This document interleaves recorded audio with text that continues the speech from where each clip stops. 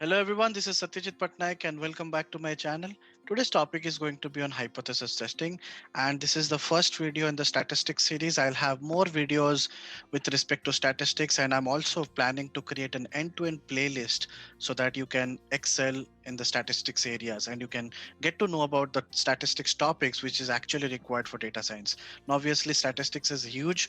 We'll try to do some kind of a crash course or something like that so that it will be easier and faster to improve and to learn statistics. Okay, so let's get started, guys. Today's topic is going to be hypothesis testing. We'll try to understand what is hypothesis, what is null hypothesis, what is alternate hypothesis, and a lot more concepts related to this. Obviously this is going to be a very basic video, but yeah, I'll have a follow-up video so that you can understand more about hypothesis testing. Okay, let's get started.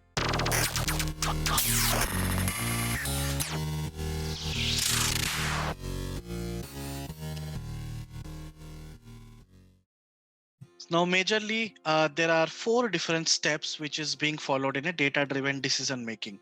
Now, these four steps are, as you can see in the screen, formulate a hypothesis, finding the right test, executing the test, and making a decision. Okay, these are the major four steps in a data-driven decision making. Now, what is a hypothesis?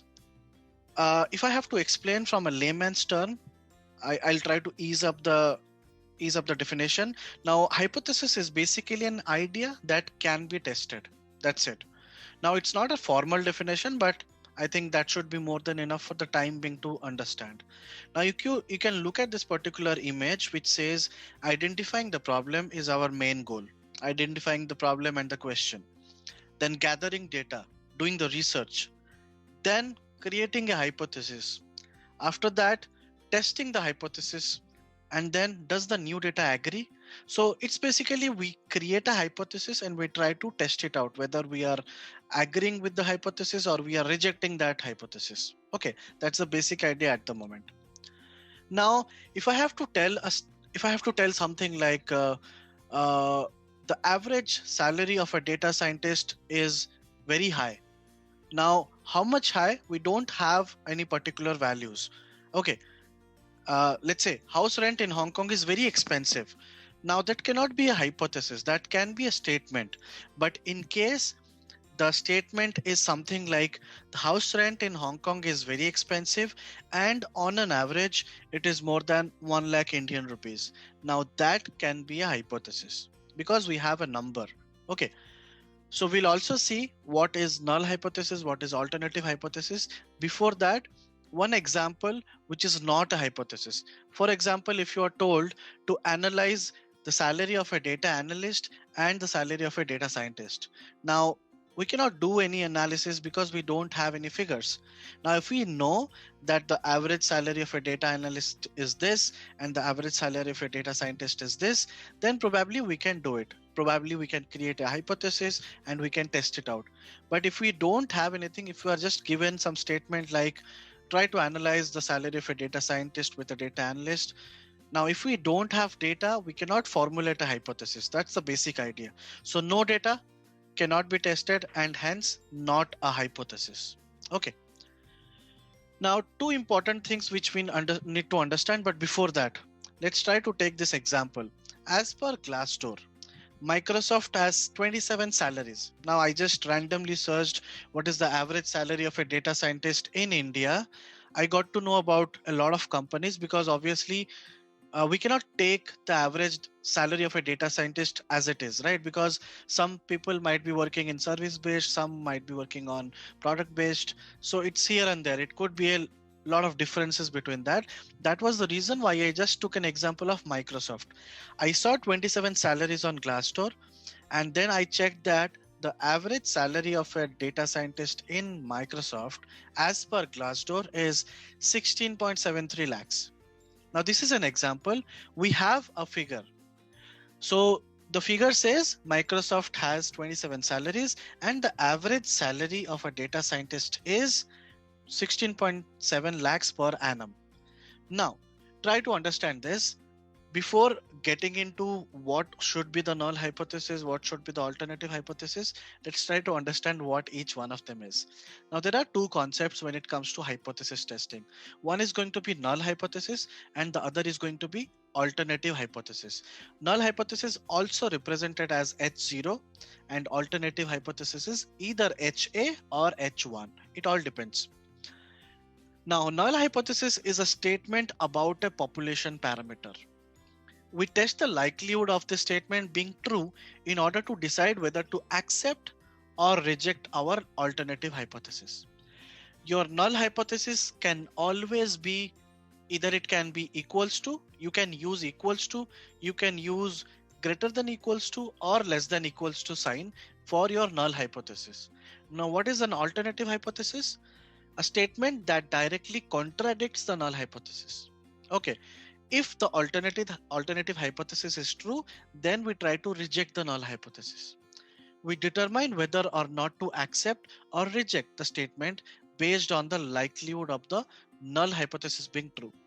What are the symbols which can be used for alternative hypothesis? Not equals to, greater than, or less than. Okay, let's try to jump into some example and try to see what could be the null hypothesis and what could be the alternative hypothesis. So the same example which I explained to you a couple of minutes back, the example is as per Glassdoor, Microsoft has 27 salaries. Now it could have more, but just an example.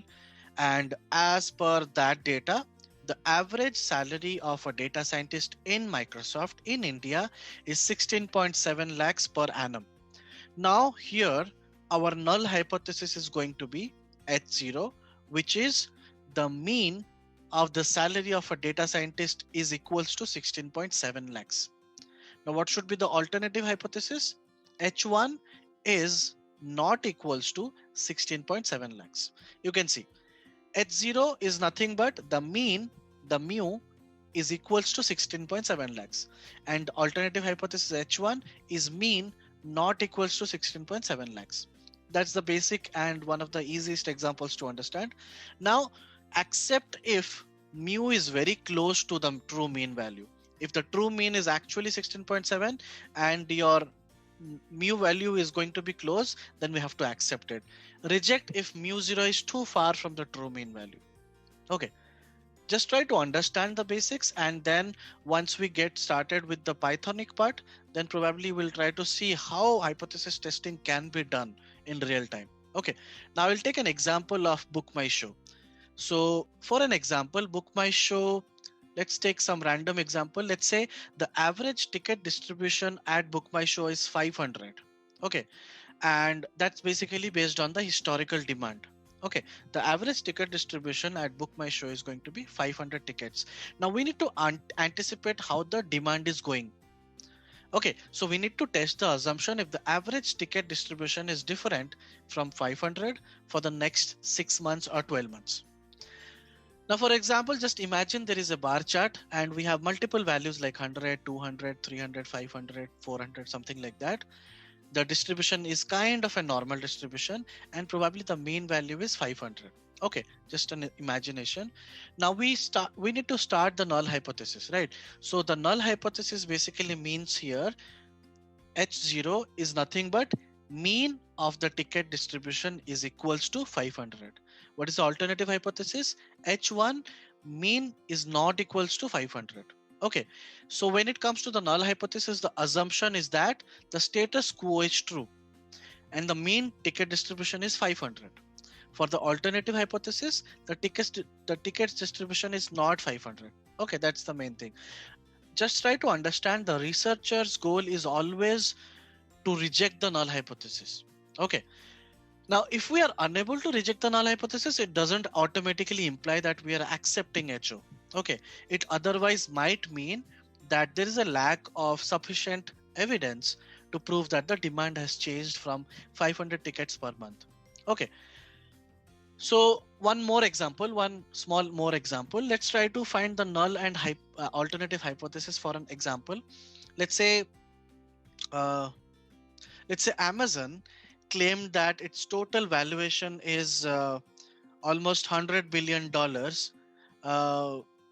Okay, let's do that. Amazon claimed that its total valuation in December 2020 is $100 billion. Now, what is the null hypothesis?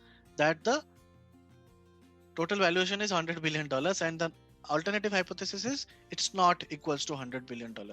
Now, take another example, that Amazon claimed that the total valuation as per December 2020 was at least $100 billion. Okay, in that case, here claim contains at least. That means greater than equals to signature, the sign. Okay, so in that case, so the null hypothesis is the original claim. Now here the null hypothesis is going to be total valuation of Amazon as per December 2020 is at least $100 billion. That means it's greater than equals to $100 billion. The H1 will be the total valuation is less than $100 million, 100 billion, million, whatever it is. Okay, so the null hypothesis is greater than equals to, and the alternative hypothesis is less than. Okay, so that's how you formulate. Okay, in the next classes, this is just a basic introduction to hypothesis testing. There are a lot of concepts needs to be understand. We need to understand, and our next class will be on finding the p-value to make a decision, and we'll also see various errors which might occur while performing hypothesis testing. Like we already have type 1 and type 2 errors, same concepts in hypothesis testing as well. When we do some hypothesis testing, we might have to face some errors, and there are majorly two errors, type 1 error and type 2 error. I'll talk about that in depth in my future videos. That's it for today's videos, guys, and thank you. Please like, share, and subscribe, and please hit the bell icon to get notified on my future videos. And thank you. Keep supporting.